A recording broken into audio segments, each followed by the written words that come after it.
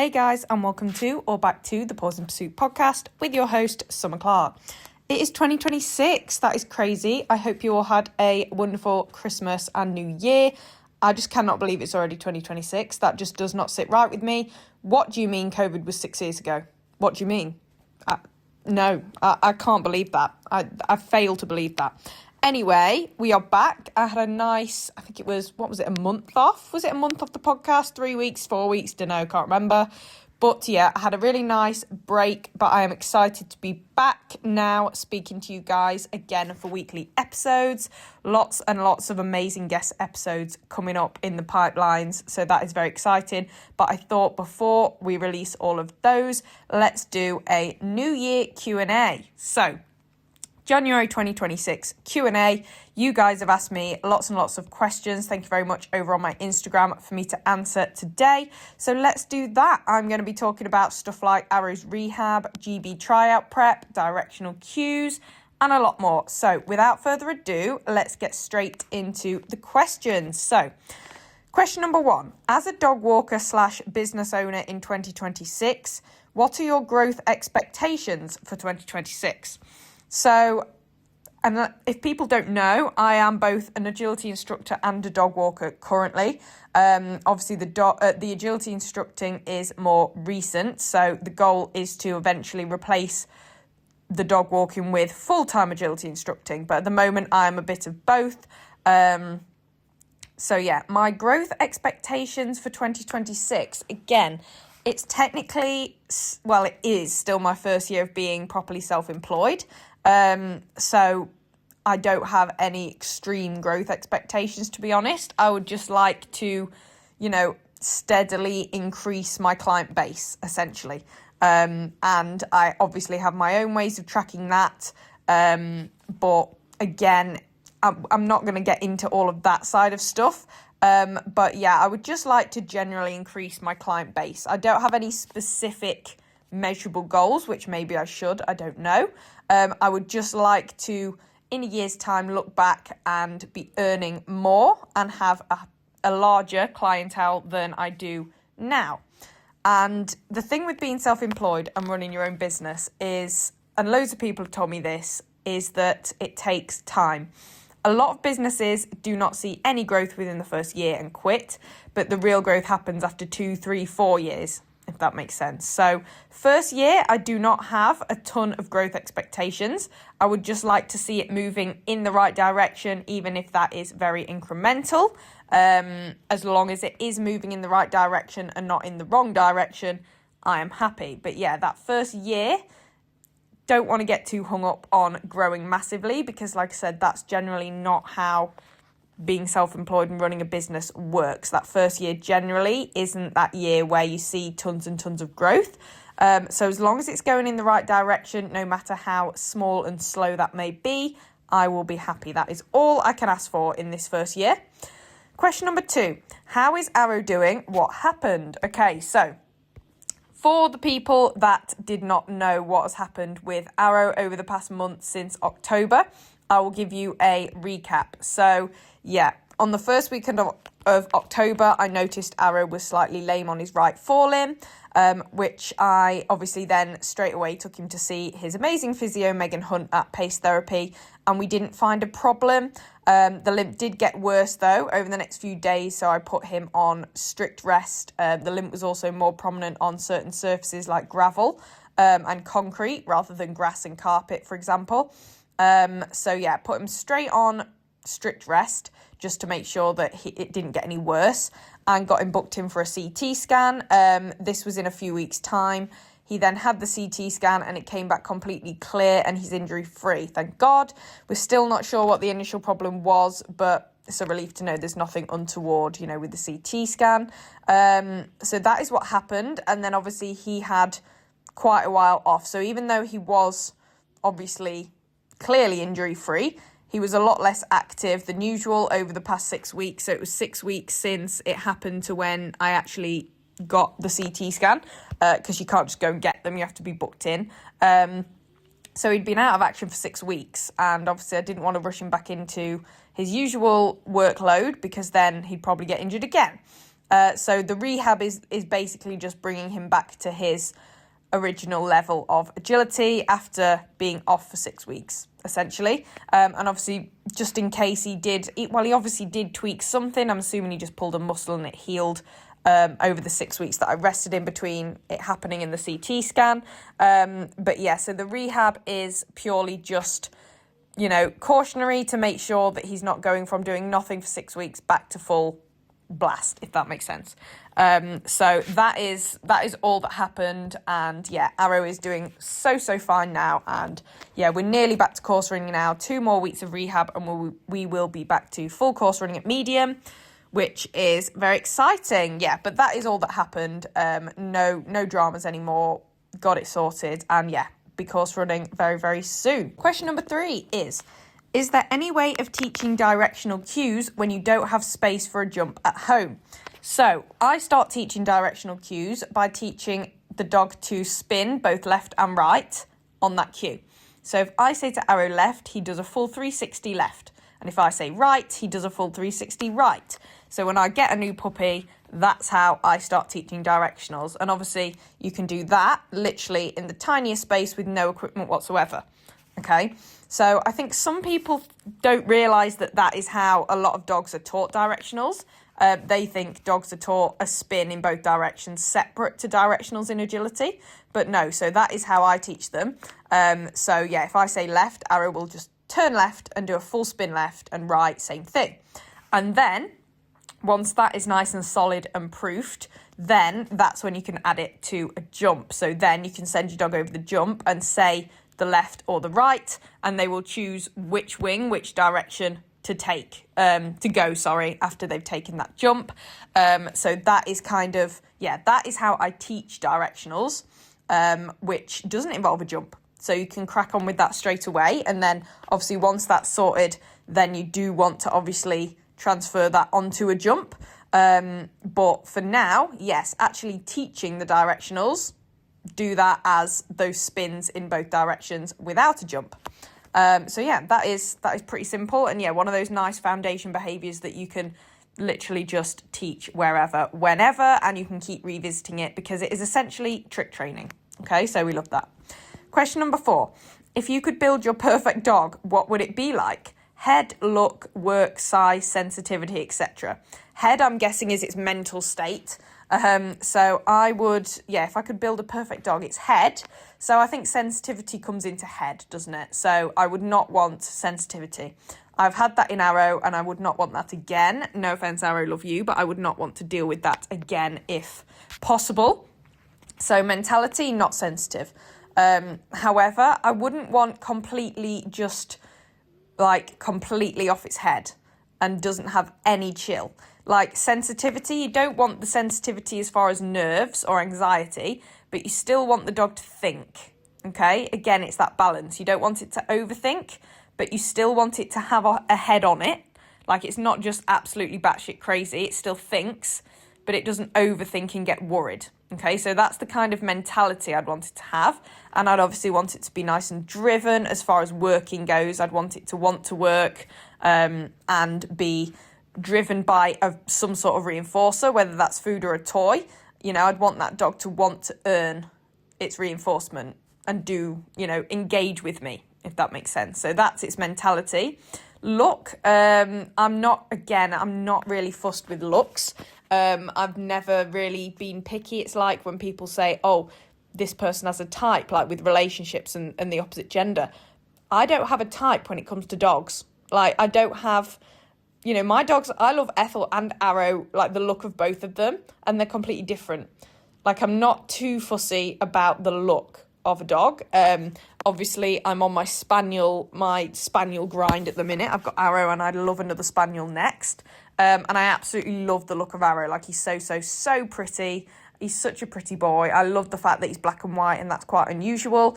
But yeah, I'm not too fussy. I do love a bit of an unusual spaniel as far as look goes. Whether that's the black and white, the blue roan, the lemon roan, stuff like that, maybe as opposed to just black or brown. But again, really not fussed. Like that is the last thing on my list that I am bothered about. So yeah, looks wise, really, really not fussed. Work, obviously I've already covered that in the mentality of the dog. I'd want it to be super driven to work and, highly motivated to earn reinforcement. Doesn't matter what that is. I'm not too fussed, whether that's food or toy, stuff like that, as long as there is something that really drives it and motivates it to work. Size, I love my small dogs, so small or medium. I'm just a small dog person. Again, Arrow's big for me and he's 40 centimetres. So yeah, size-wise, my perfect dog is it probably is Arrow's size, actually. Smack bang in the middle of medium. I do love the size of Arrow, and he's petite as well. He's not a sort of chunky, boxy dog. He is very petite and light on his feet, which I absolutely love as well. So yeah, I suppose I'm just building Arrow, aren't I? Minus the sensitivity and the nerves, I guess. That is pretty much my perfect dog. Arrow, but without the anxiety. Bless him. Question number 5. What are you currently doing to prepare for Team GB tryouts in February? Honestly, not a lot because, as I said earlier, I'm still rehabbing Arrow. So at the moment, I'm just concentrating on getting Arrow back up to full fitness. 2 weeks from now, and he will be back to course running medium. So the rehab will be complete. That part of the process will be complete. After that gives us a month till tryout. So I'll be setting up as many courses as I can in my field of tryout judges, and I'll be running those courses with Arrow. Okay, so I'll aim to probably do, because we'll have our weekly session with Lucy, our group training session, as normal, that we haven't done in ages. We'll be back to that. And then I'd like to do 2 other course running sessions in the week with him, really, at my field around that. So ideally 3 sessions a week for GB prep, 2 on courses that I set up from GB Tryout judges.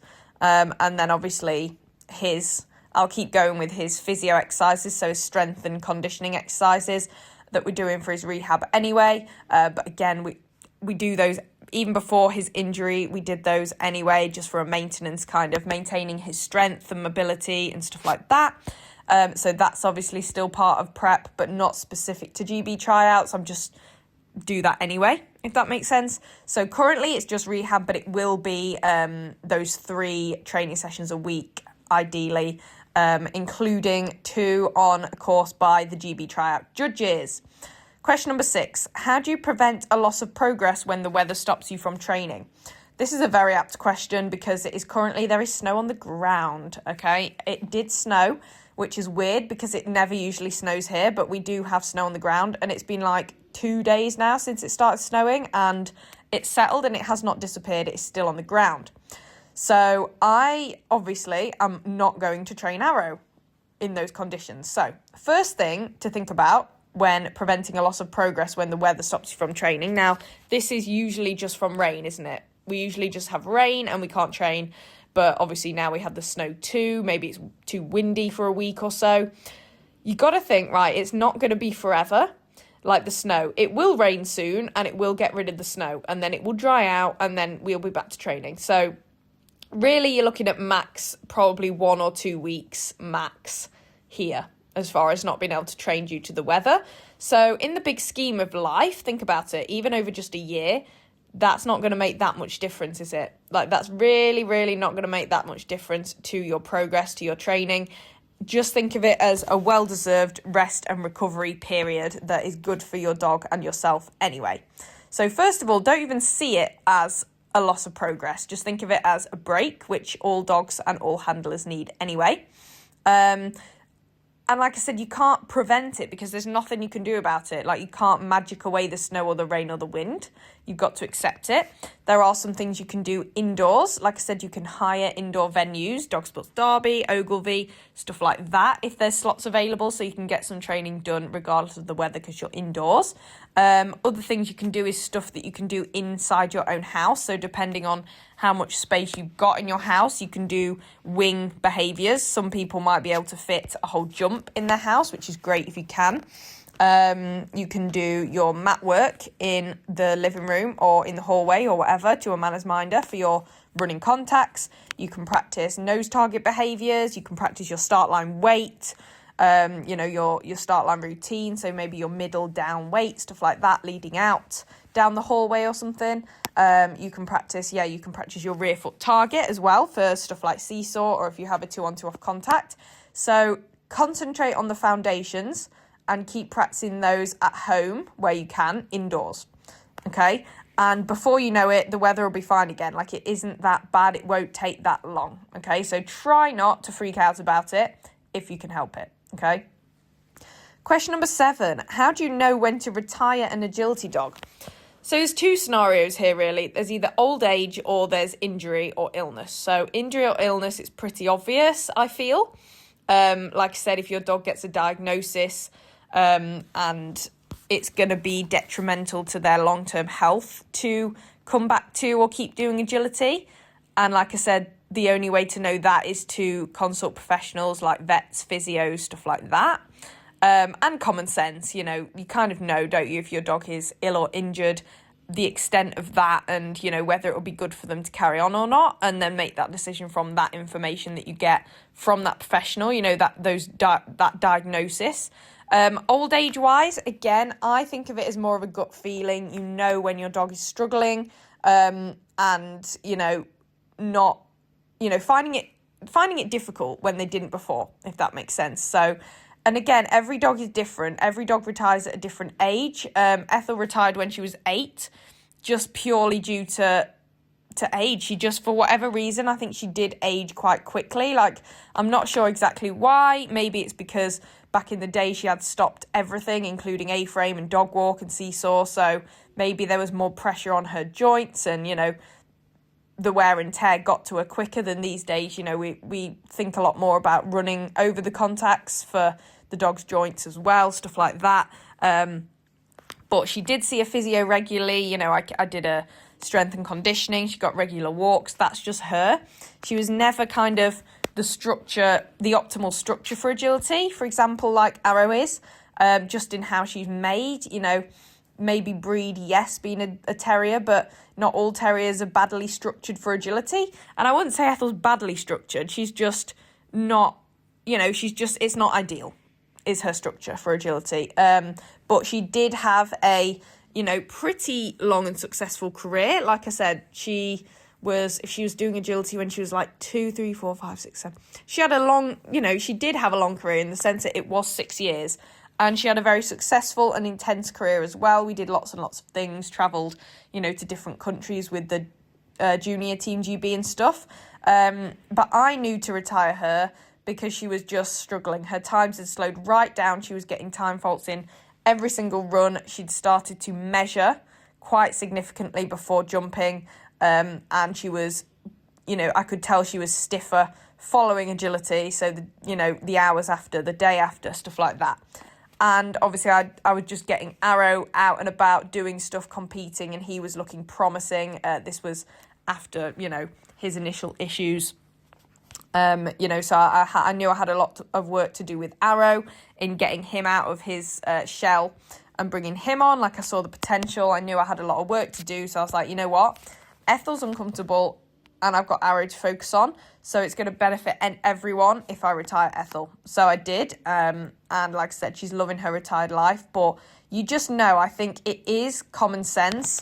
You just know when they're struggling, and again, learning what's normal for your dog, what looks normal, the times that are normal, and then seeing that change. That is how you know. So again, only you know your dog and what is normal. Some dogs measure a little bit and that's normal for them.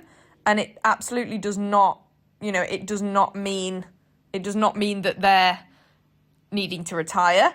Some young dogs measure and it's just how they run.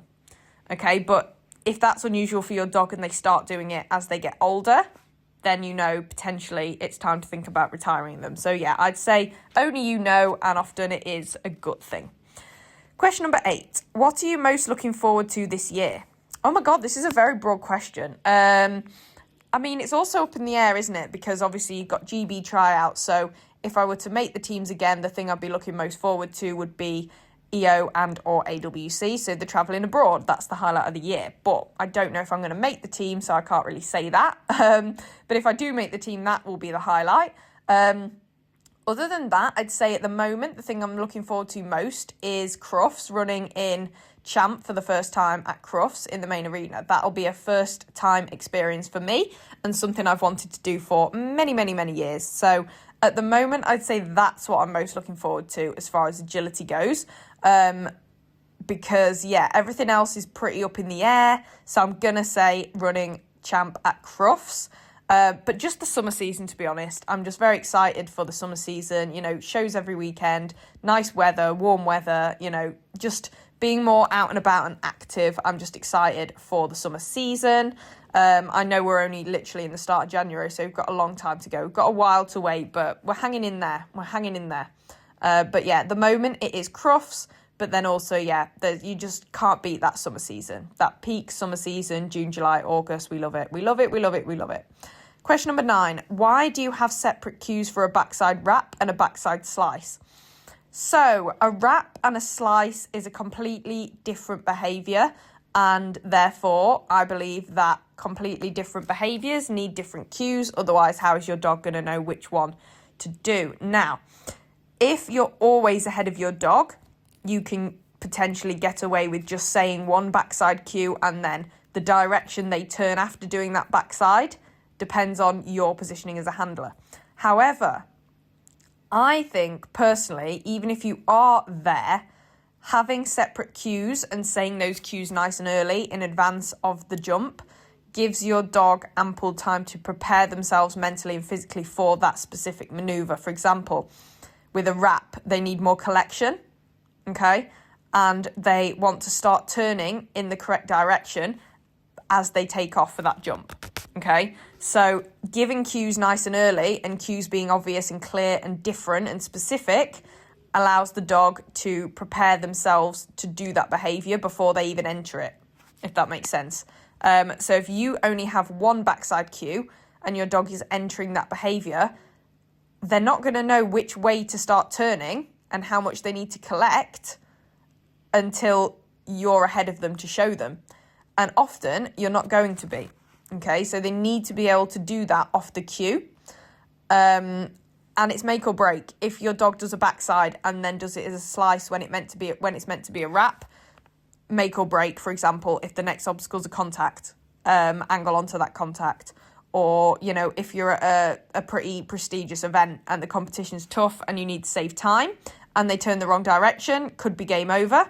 So, I think the clearer each separate behaviour can be for a dog, the better. And to make it as clear as possible, I think they all need to have cues. I even say all your cues should sound different to each other as well. Like, you don't want a cue that sounds anything like, or, where the dog could mistake it for a different cue for a different behaviour, okay?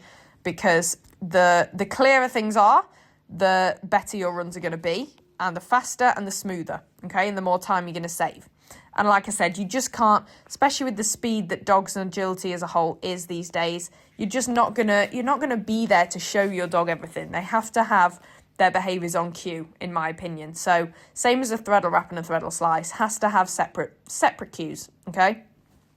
Speaking of threadles, question number 10. How do you teach such a reliable threadle slice?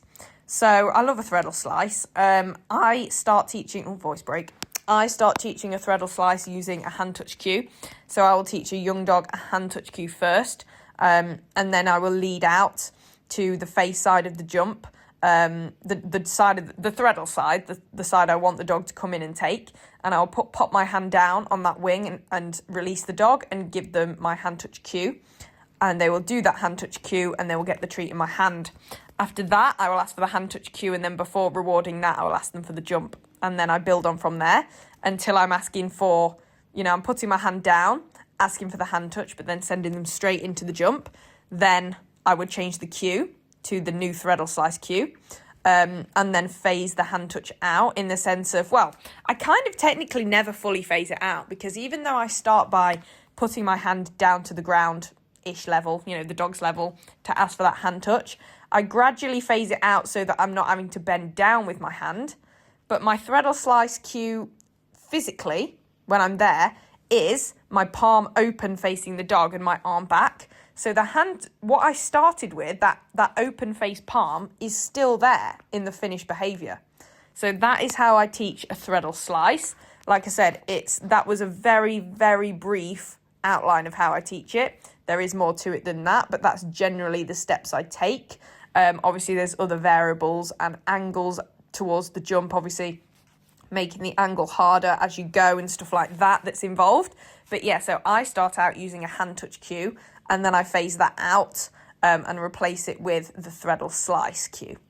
But yeah, technically, I've never really thought about that. My hand touch, I'm still, the cue for that is still arm open, chest open, arm back, palm open, facing the dog, which is how I started teaching it. Okay, so that is kind of still incorporated in a sense into my threadle slices. Question 11, how do I choose an agility instructor? There are a few in my area.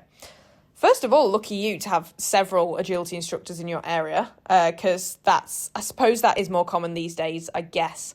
There are a few in Lincoln, to be honest, including myself. I'd say to choose an agility instructor, there's no harm trying them all out, okay? And then, again, a bit like I said earlier with a different question, you often do get a gut feeling for these kind of things. You know when you click with someone, don't you? You know what suits you and your dog. You want an instructor that you click with, that you get along with, that understands you and your dog, and has a teaching style that you respond well to and understand. It's really hard to explain, but you want an instructor that clicks with you and your dog. They understand you and your dog, your strengths, your weaknesses, what you want to achieve, and they can help you do that. And also someone that you just get along with, you vibe with, because you want to enjoy going to your training classes or your sessions or whatever that is. So I'd say that is also very important and potentially overlooked. You just want someone that you get along with. You want a friend. You want your agility instructor to be a friend. They're your mentor. Imagine you're going to be messaging this person, maybe sending them videos, getting their feedback, asking for advice on courses, maybe messaging them at shows. You just want to click with this person as a human, first and foremost. And I'd say that you do get a good sense of that, how they operate, how they run classes, even the venue they teach at. All these things go into account. You should take these all into account. And you will know, go to all of them, and you will probably, don't overthink it, just think, who did I enjoy going to more? Even write a pros and cons list if you need to, but it should be pretty easy to know when you've trialed them which one is for you. And again, that's absolutely fine. They could all be just as amazing teachers, but, each partnership's individual and, gets on better with a different style of teaching. So there is no wrong or right answer here, but I'd say you'll get a feel for it. Question number 12. If you could only have a large dog, what breed would you choose and why? This is funny because, like I said earlier, medium and smaller for me. I feel like I'm a medium-small dog person. I can't imagine myself with a large dog, but if I had to have a large dog, it's going to have to be a standard border collie, isn't it? It's going to have to be a border collie because agility and all that. I feel like that was quite obvious, but yeah, I would say more a petite, smooth-coated border collie I would go for. I love watching really petite, agile, athletic, smooth-coated collies run in large and intermediate. So that is what I would go for because they are, they are so drivey, they are so work-driven, and they're just a joy to watch. They're so agile, and I just like the look of them as well. So yeah, again, that was kind of obvious. I do love watching Mallees, but I wouldn't have one, especially not right now. I think they are a lot, and massive respect to people who do have them and have trained them up to a really, really good standard because I know they are hard work. So yeah, it'd be a border collie. Question 13. What is your advice to someone competing at Open Showcase for the first time? Oh, so that's coming up very soon. First of all, good luck. I would say Open Showcase wise, use it as experience, okay? Don't put pressure on it. Just think, this is for me and my dog to get a good feel of international style courses, in an event that is a bit more high pressure than your average show. Okay, just use it as experience, because the courses are going to be, by international judges. So you're going to get a really good feel for those style of courses and those kind of events, Even if you think, right, I want to potentially make Teen GB in 2 or 3 years' time, this is just a stepping stone on that ladder, okay? A very early stepping stone on that ladder.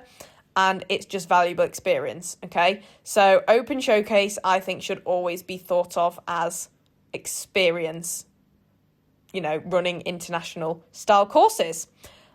Just don't put pressure on it. Enjoy it for the experience it is. And especially if it's your first time, potentially your first time competing on this style of courses, you can't expect too much out of yourself and your dog. It is just really, really good experience. Very, very invaluable experience. Question 14, how do I fix my dog's frequent pole knocking? So Arrow was a bit of a pole knocker at one stage. He still sometimes does take poles. But if it's a huge problem, obviously you can do things like grids to get your dog, to improve your dog's jump style, your dog's just jump skills. There's some jump skills courses you can do, online courses, stuff like that. If you have a instructor, approaching them about it, they can incorporate some more jump skills kind of stuff into your either group classes or one-to-ones or whatever. But yeah, jump grids are a huge one. Also, working on your dog's just general kind of proprioception. So there's lots of things you can do for proprioception, like cavalettis. So, awareness of where their limbs are, essentially. Again, there's loads of proprioceptive exercises out there that are great for limb awareness in a dog, including cavalettis, strengthening, conditioning, so that basically just if your dog has a strong, stable body, core strength exercises, and, limb awareness, proprioceptive, stuff like that, the more aware your dog is of their body in space, the less likely they are to take poles. Rear foot awareness as well, so teaching a rear foot target, lifting rear feet, stuff like that, because often it is one or both rear feet that a dog will trail behind them and leave down and not the pole with. So stuff like that, and then just proofing your jump skills and rewarding for keeping the pole up. Again, it depends on the dog. If you've got a super sensitive dog, correcting when the dog knocks the pole might not be ideal, but I know some people do, if a dog knocks a pole, they'll stop it, they'll put the pole back up, they'll redo it and reward for the dog keeping the pole up. Okay, so it very much depends on your dog, but you can't go wrong just building that strength and body awareness in your dog, okay? Question 15. If you could only teach or compete in agility for the rest of your life, which one would you choose? Oh, this is easy. Compete. There is nothing that I would choose over competing in agility. That is where my love for the sport is, really. Obviously, the training side of it is the basis. I love training agility, but competing, nothing beats. I am a super competitive person. I love the atmosphere and the adrenaline of a competition. There's just nothing that lives up to competing in agility. So yeah, I would give up teaching if it meant I could compete. I would not give up competing to be able to teach. Okay, so yeah, it'd have to be competing. I absolutely love teaching, but I do love competing more. Okay, however, then there's the problem of, then I'd have to get a normal job, and then I'd have to get like annual leave for shows and stuff. So that wouldn't be that fun. But yeah, no, I would. There's nothing that could make me give up competing. Like, it's just not a thing. And that is all of the questions, guys. I hope you enjoyed the first episode of 2026. Like I said, I have 3 incredible guests. So back to back now for the next 3 weeks, you are going to have guest episodes. Okay, I'm treating you. I pat myself on the back. I have been busy recording these guest episodes over the month that I've had off. You think I've had it off. I've had it off doing solo episodes and actually uploading, but I've been grinding. I've been recording these guest episodes, and they are scheduled 3 back-to-back episodes with guests coming up. So make sure you are following the podcast so you don't miss those. Also, if you enjoy the podcast, please do leave it a 5-star rating or review on Spotify or Apple Podcasts. That would mean the absolute world to me. And yeah, make sure you're following because you don't want to miss any future episodes. I also do offer in-person agility classes and one-to-ones in Lincoln. So if you'd like to be instructed by me, whether that's groups or one-to-ones, please do pop me a DM. You can find me on social media at Pause in Pursuit. Also give me a follow and you can see what I get up to. But yeah, any questions you have, or if you want to train with me, any other questions that you have that didn't get answered in today's episode, or just questions about any of the points I raised or anything in general, please do just send me a direct message and I would love to have a chat with you. But apart from that, I will let you guys get on with your week and I will speak to you in the first of 3 guest episodes coming up next Wednesday at 8 p.m.